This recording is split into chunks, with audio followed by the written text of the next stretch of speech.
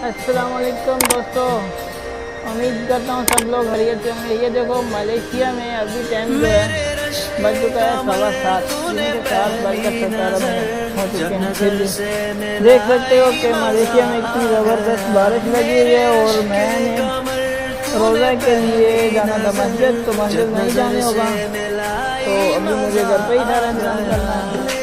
वैसे इंतज़ाम तो मैंने कर रखा था, अभी जो है बस मुझे जाना था मस्जिद रोज़ा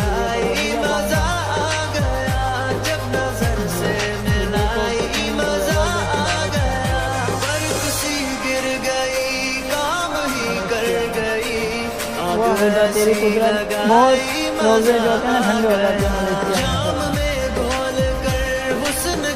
एंजॉय करो। देखो 1 मिनट नहीं है बारिश को, तो खाली ऊपर कितना पानी है।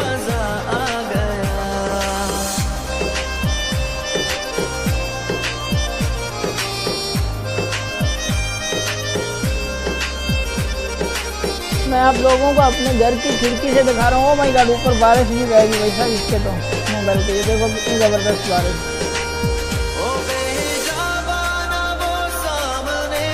मोबाइल के ऊपर भी भाई बारिश आ रही है, देख सकते हो भाई सब लोग। मैं बाहर अब इस तरफ मस्जिद है भाई साहब, ये जो है ना आगे मस्जिद है, यहाँ से ये मोटरसाइकिल आ रही है।